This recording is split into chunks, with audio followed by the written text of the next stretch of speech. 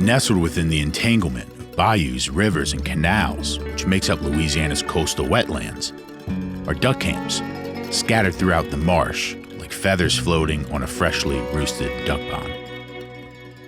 These gritty palaces of paradise have woven the traditions of man and nature so tightly into the fabric of Louisiana culture. The only way to truly discover them is to get your waders wet and jump in.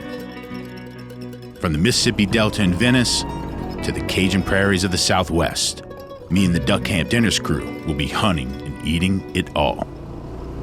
Shoot straight and come hungry, my friends. My name's Chef Jean-Paul Bourgeois, and this is Duck Camp Dinners. 4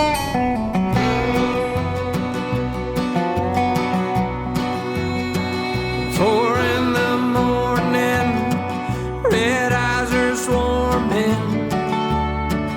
Hear the gator tails and crank in the night.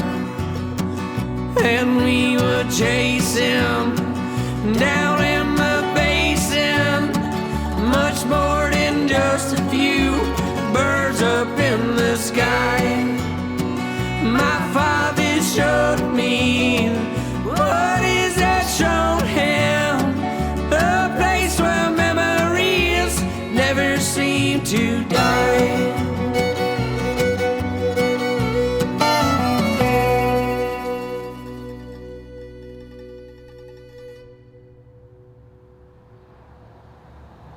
I've always considered Jay's house as Duck HQ. He's got plenty of storage for gear and cold beer in the fridge, which makes it a natural place to meet, hang out, and gear up for a weekend at the camp.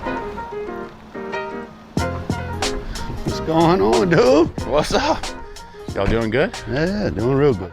That's like my brother. You know, I don't have a brother, but that's the closest thing I got to it. We laugh together, cry together. We fight together just like brothers. I mean, there's nothing in the world I wouldn't do for him, and at any time in my life I could call him and he'd be there for me. Well, Jay and I have basically been best friends since, I wouldn't say the first night we met, because I thought he was kind of a punk the first night we met, with his pressed polo and his spiked up hair. And Everybody has a little part of their past they want to forget, and that's mine. I had an eyebrow ring also, so let's get out of it. And yes, I wore a puka necklace. So if I actually had a time machine, I'd go back and kick my own ass. All right, let's help me get this stuff out, and we'll meet y'all at Bob's. Easy enough. The floating duck camp is in Gibson, Louisiana, located in a swampy area called Bayou Black. It is a 15-minute boat ride from solid ground, so being prepared with the right gear is essential. Jay's going to be making a seafood gumbo, and I'll be frying soft-shell crabs this weekend. So while he splits off, I'm going to make a run to one of my favorite seafood joints, L&R Seafood in Houma, Louisiana. Louisiana living on the bayou. Louisiana loving on the bayou. Louisiana living, Louisiana loving. Louisiana living. I've been cooking seafood my entire life. In fact, my first job when I was 15 was boiling seafood at a place just like this. Charlie and Billy Lovell have been in the fishing and shrimping industry their whole life, just as their father was before them. Their shop in Houma is modest, but these dudes sling the freshest seafood around, and the entire town knows it. Louisiana living, Louisiana loving, Louisiana living. My name is Charlie Lovell, my brother Billy Lovell, our ace baller Zach Atkins. We sell live seafood, fresh seafood, balled any way you want it, crab patties, shrimp patties. So I fished for 40-something years, and then we decided it's more safer for us to be home than on the boats. So this is what we're doing now. I've spent the last 48 hours grocery shopping and prepping for the weekend, but now that we have all the seafood in hand, it's time to get down to business and head over to Bob's Marina to meet the crew. y'all ain't ready. Better late than never. They're going up. Duck Camp Dinner Season 2. Here we go.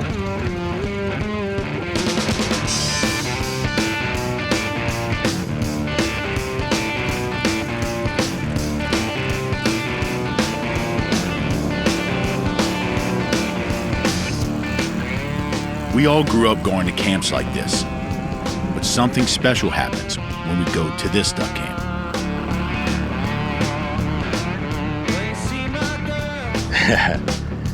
You start getting them little butterflies in the stomach, you know? My wife will tell you I start pacing around the house. She just tells me, get out of here.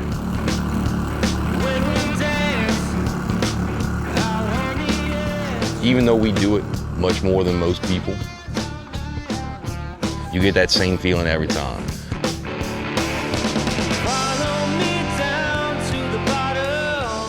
This is what we call Hoboville. It was just 4 bunks and a couch and a little stove. A couple years after that, we upgraded to the bigger camp, which we called a Hobo Hilton, because it was so much nicer with a bathroom and a shower. You know, it's definitely something that we love to come to. There's not one of our friends that doesn't love to come out to Hoboville and have a good time.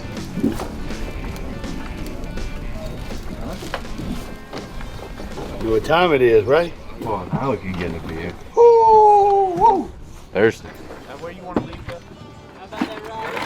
Mm-hmm. Just have it right there. Y'all come on in. So this is our camp, our humble abode. It's living room, kitchen. We have a bunk room back here. 4 bunks, bathroom with toilet and shower. Come back here, this is a new generator shed. Makes things a lot better. We used to run the generator right here on the front of the hut. Now we have a whole shed built for it. Keeps the little things a little bit quieter, a little bit more storage room. And we also have the hobo hut here.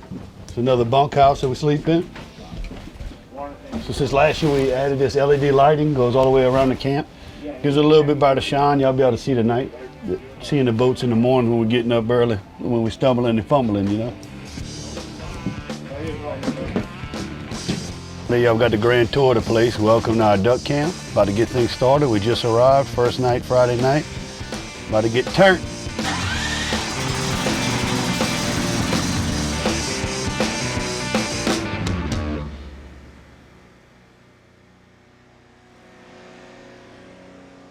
It is a Friday night tradition to eat ducks for dinner at the duck camp. As Jay would say, you gotta taste their blood before we go hunt them. These ducks were shot the weekend prior and are perfect for cooking this recipe. Boy, that smells good. All right, first night at the camp, so I am cooking a duck and andouille pastelaia. Now I have whole birds defrosted, but I gotta get them off the bone. My favorite way to do that is create a duck stock. I've got ducks, water, bay leaf, celery, bell pepper, and garlic, some peppercorns. I'm gonna bring that up to a boil, then simmer it till that meat pulls right off the bone, and then I'm ready to start my pastelaia. Although pastelaia may not be considered a classic Cajun dish, it is widely eaten by Louisianians cooking for tailgates, family parties, and other big events. The only real difference between pastelaia and jambalaya is pastelaia's uses of, you guessed it, pasta instead of rice. Pastelaia takes a little less precision to make well, which is why I like it for camp cooking. This recipe starts by making a great broth from vegetables, herbs, and duck bodies. Once the duck is tender and easily pulled from the bone, the duck is removed, vegetables strained, and the broth is saved to be used as the backbone of the dish. Quality andouille sausage is first rendered down before adding mushrooms and Trinity to the mix. Hey, when you turn that fire up, you're about to put the onions in there. Oh yeah, I see them. All right, look, andouille is beautiful. Look. Oh shit, we tripping breakers. Uh-oh. I'm on it. Get it, Junior. Yeah. Oh, we're having a little trouble. Tripped the breaker. It won't reset itself. We was about to put the onions in here and the mushrooms, and we was about to get this all going together and through a breaker. Some people ain't got power. We could just be living off of that. I'm happy. We lived 16 days without power after the I think storm. we're ready for mushrooms, John. We ready for mushrooms, Sean? You ready? Let's do it. Your andouille is rendered. See all the fat right on the bottom of the pan. It's nice and crispy. Next up, I'm gonna add some just sliced cremini or baby portobello mushrooms. A couple little containers of those. I'm gonna get those nice and brown and roasted in that andouille fat. That comes together really good. Jesse, but where's the onions? They coming. Just gotta wait. This is like a 3-9, Super Bowl game. It's 3-9, kicking field goals. Just gotta wait. It's coming. The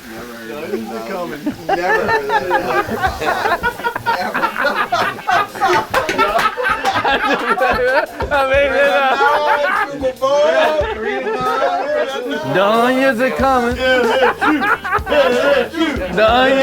The onions are coming, boys. Don't worry. Starting to add my Trinity into the pasta line. We want to get all this vegetable nice and wilted into that andouille fat. Now I got that picked duck meat. It's gonna go right into that pot.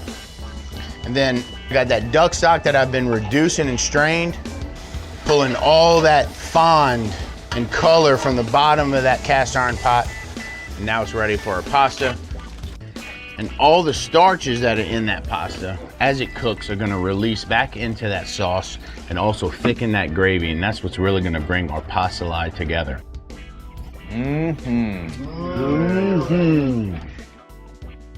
Despite the brief loss of power, we got dinner cooked.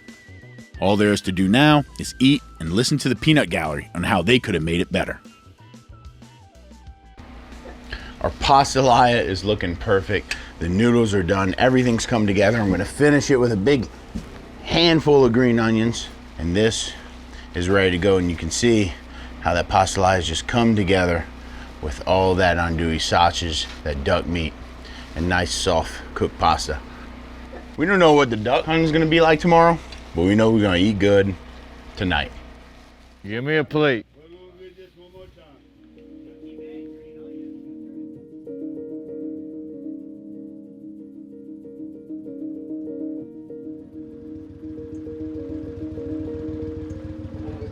Bruh, I'm about to go back in the bed. Huh? I'm about to go back on the sofa. No, you're not. Can't film the show without you, Bruce. Y'all can have fun. Friday nights at the camp are always the rowdiest, and some of us, mainly Juice, may have been overserved. Lucky for him, a crisp boat ride to the blind and a muzzle blast from a 12 gauge is the perfect medicine after a long night.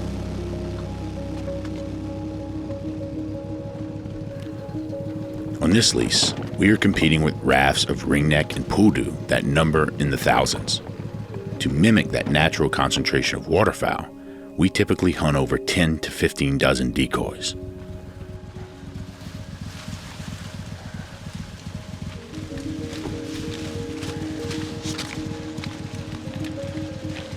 This morning, we'll be hunting with a few new faces. Our buddy Shane, who we all grew up with, and Mr. Jeff, our local taxidermist and legendary sportsman. Got about another 10 minutes before shooting time. 8 or 10 dozen decoys out. It feels good. It's clear and calm, which is not ideal for duck hunting out here, but hopefully this front brought in a few more birds. We can make a fun little hunt out of it.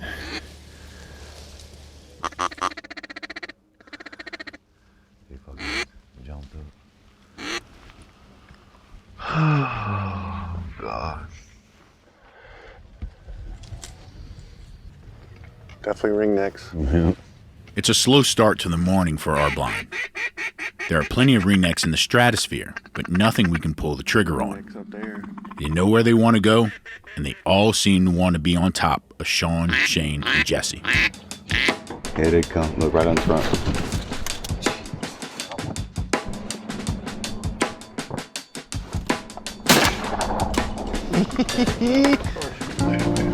Lights out.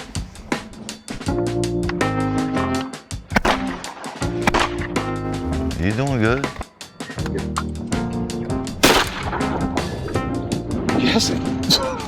He ain't even got off his way. Look, right? I don't need to. I don't need to.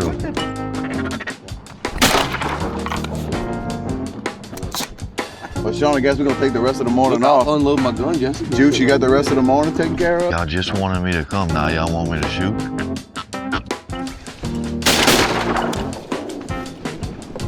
From where we're hunting, we can hear the other blind smacking down ringnecks. Unfortunately for us, we only have 2 birds on the water, and bluebird skies above.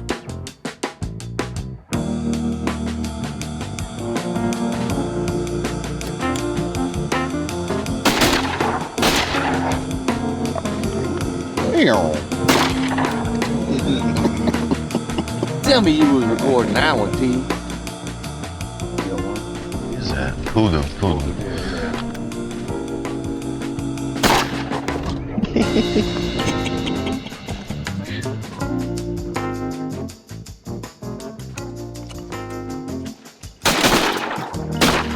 Uh-huh.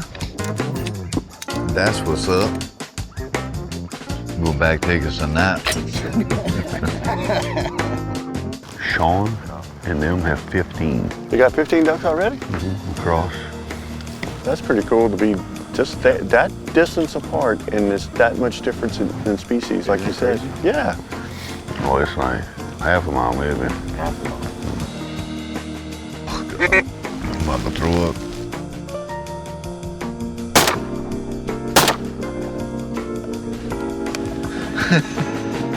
Hey, you ain't got nothing to say over there, you.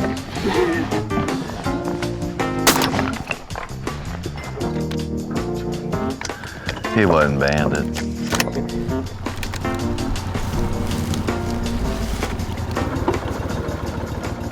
It's 8:30. We're gonna call it. We got 6 on the water. We know that another group's gonna hunt this blind tomorrow, so we're gonna leave the decoys out and pick up our birds, head back to the camp. One day that's gonna be my buddy.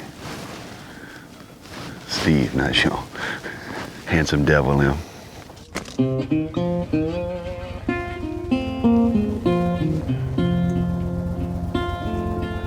Pretty.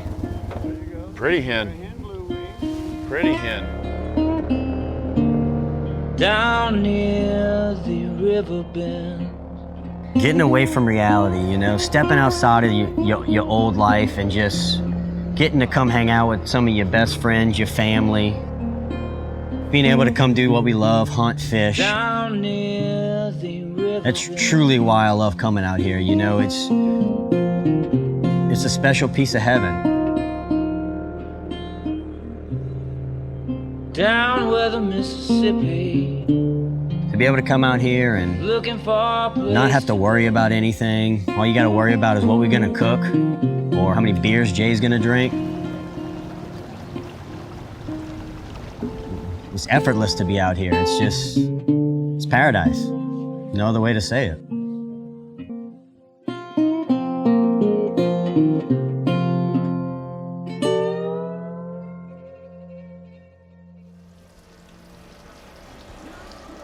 Mr. Jeff is a conservationist, a taxidermist, and damn near a national treasure as far as I'm concerned. Before he leaves the camp, he's got a duck cleaning tip he's gonna leave us with. Now, this is something I've been really interested in for a long time, and I'm glad you're here to show me how to do it. Right.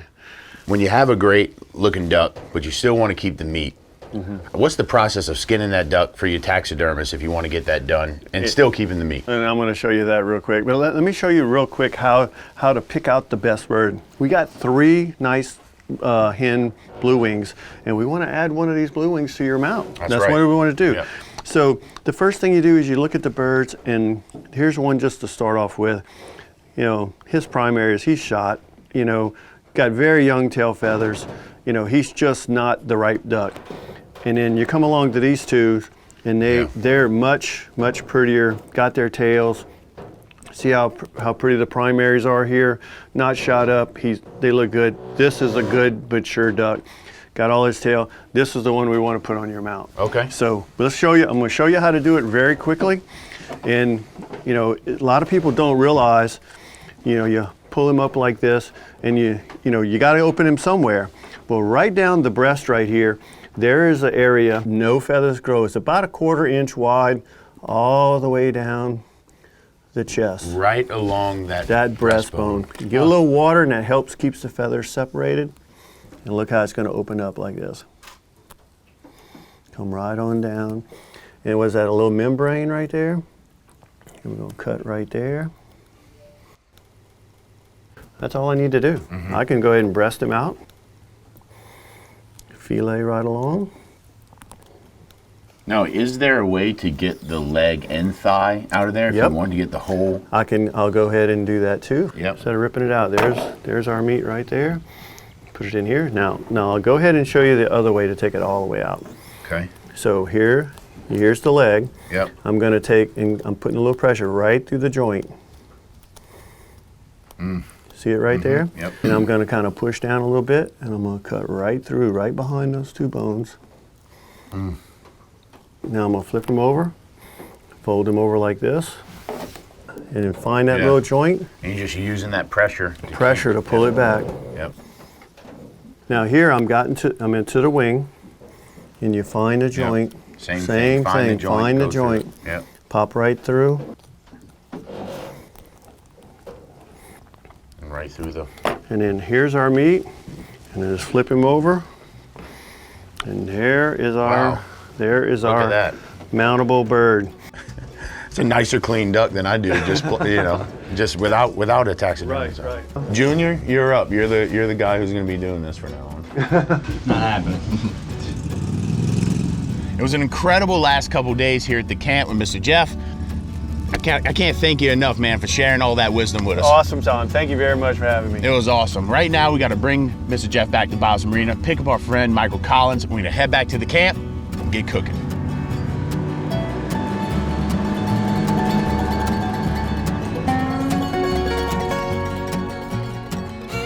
On the next episode of Duck Camp Dinners, we'll fry up soft-shell crab with buddies at another camp. Junior cooks a sauce pecan with fresh catfish, and Jay tries his hand at the accordion. Shoot straight and come hungry.